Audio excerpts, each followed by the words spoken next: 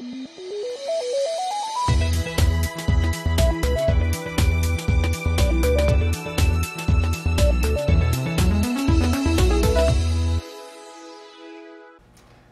this is Jason Hodge with Medical Fitness Pros, and I'll give you 12 tips for losing weight.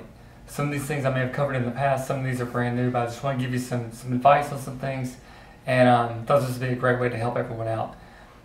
The first topic I want to discuss are desserts forbidden. A lot of people think desserts are just out, you can never have it again. The truth is, if you do have desserts every now and then, once a week, once every couple of weeks, it's not a big deal.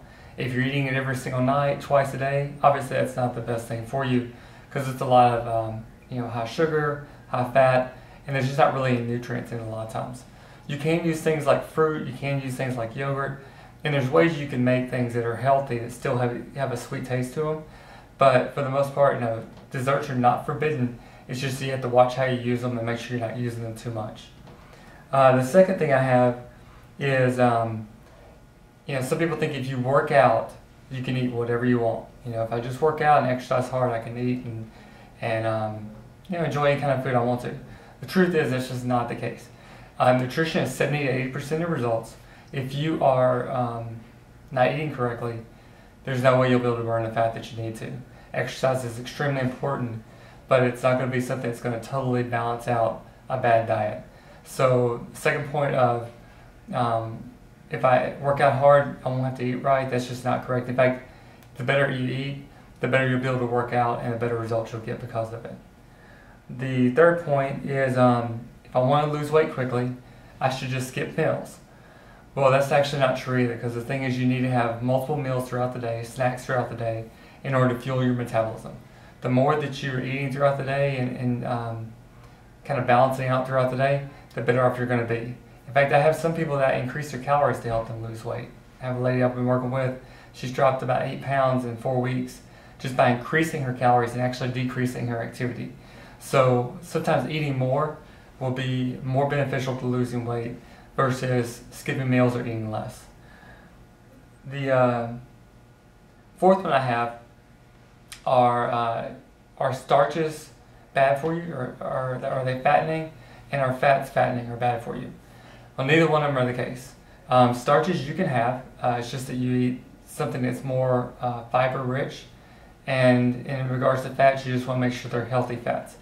There are certain fats that actually help you lose weight. Your essential fatty acids are great.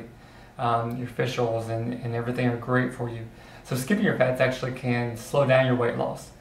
In regards to starches, they're great for, one thing, it kind of gives you energy, helps you think a lot clearer.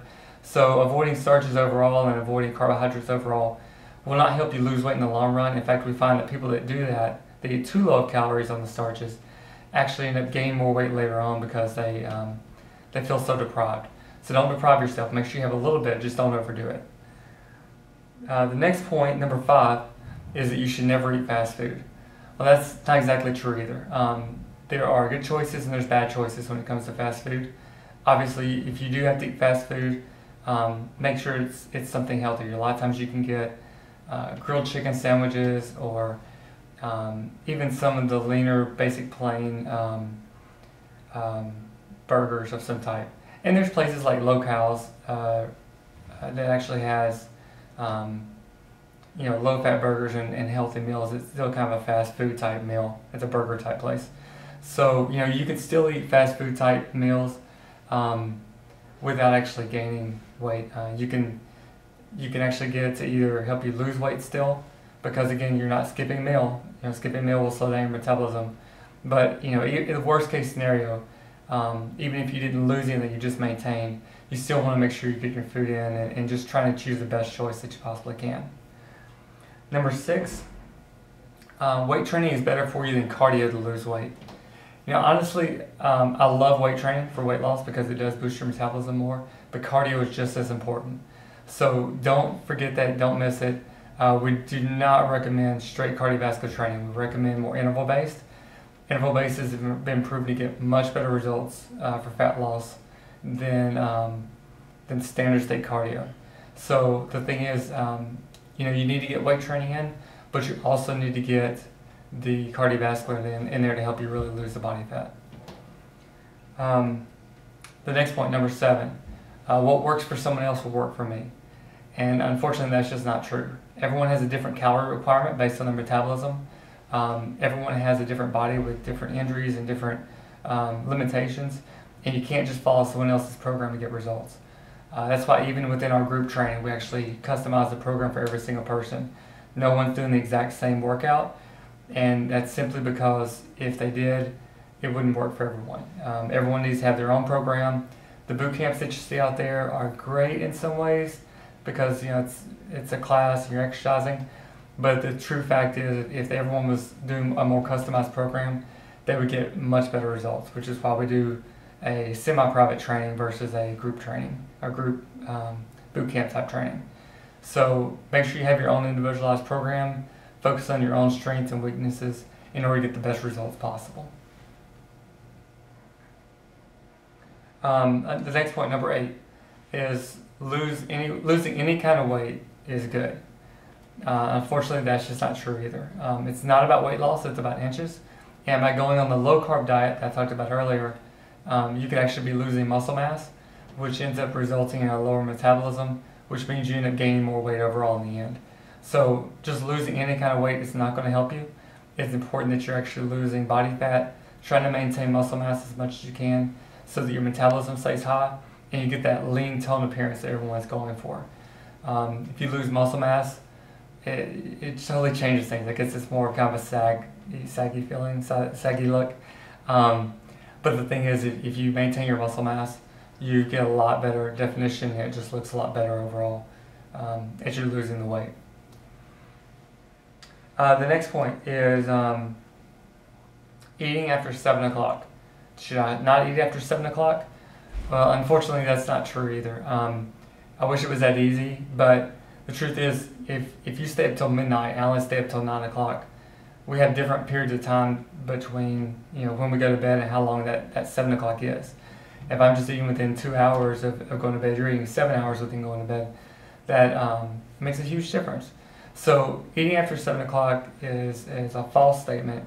Make sure that you eat calories all throughout the day and you don't load up at night. I'm not really sure how it came about that rule was kind of created, but it's probably well-meaning for one person and everyone applied it. But the truth is you should be eating throughout the day. As long as you're getting a good breakfast and lunch, you won't be starving later at night. So if you didn't eat breakfast, you ate a real small breakfast and your lunch was like a salad, your body's going to be starving at dinner time. So it makes sense that your body would want to eat a lot of calories.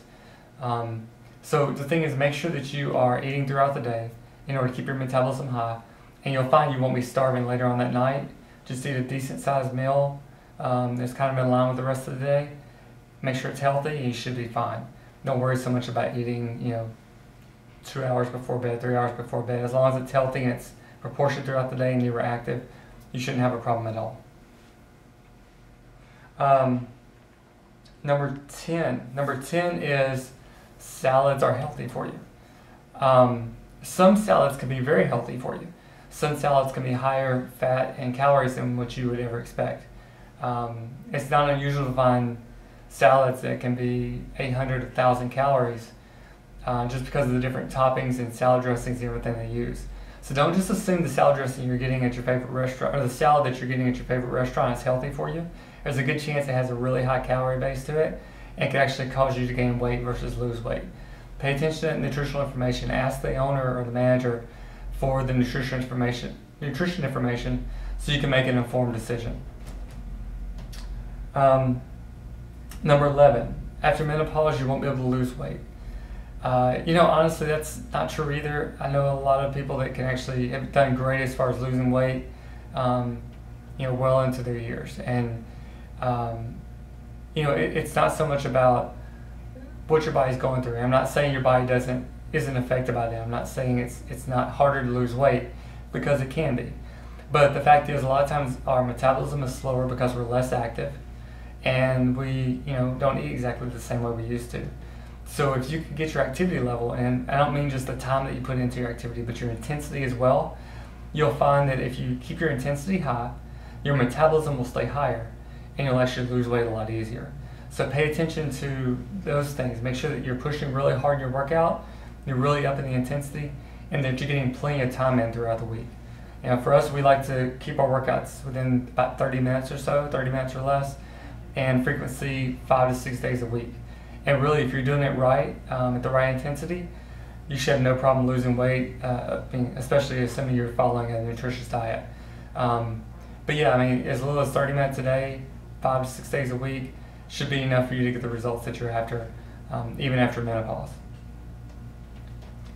Another thing is exercise in the fat burning zone is the best way to lose weight. I know you walk up to the treadmill and it has a little fat burning button there. The problem is it keeps your heart rate a lot lower, and you know, even at some of the gyms they promote, you know, heart rate training and trying to keep things at a certain low level. But the thing is, when you go back and you do the research and really understand what's happening in the body, they find that the lower heart rates really just don't get the results that the interval-based higher heart rates get. You need to make sure that you're pushing your body, you're increasing the intensity, and by pushing the intensity, you'll find the results come a lot better. I don't mean, you know, do 30 minutes all out as hard as you can. What I mean is interval-based training. I've got several articles on my website about that. But you know, if you're doing interval-based training and you're pushing the intensity a lot harder, you'll find the results are much better for you than if you keep your heart rate at a low level the entire time. Your body just improves overall. Your VO2 improves, your blood sugars improve, and you lose that belly fat that everyone's trying to get rid of. So really try to work on the intensity, and you'll get much better results. And one more thing, as a little bonus tip, hundreds of crunches will not get the results that you're after. You can't just crunch your way to a slimmer belly. So the thing is, when you're trying to exercise and get into a good program and weight loss, crunches cannot help you spot reduce. You'll never see anyone with a six-pack abdominals and have body fat everywhere else. It just doesn't work that way. But if you can work on trying to get a good diet, good nutrition program, not diet, meal plan, good healthy eating meal plan, and you try to get your intervals or your intensity up on your strength training, your cardiovascular training, you'll see your belly fat melting way faster than any crunches that you could ever do. Everyone has a six-pack. It's just getting down low enough on the body fat so you can actually start seeing it. So that's it. Those are my 12 fitness tips and the bonus tip for losing weight. If you have any problem at all, give me a call at 281-500-6055. Be glad to help you out. And you know, if you're interested in getting in our group training or semi-private training program, we'd love to have you. We're getting great results with it, and I know it could definitely help you out. medicalfitnesspros.com, and this is Jason Hodge. Thank you.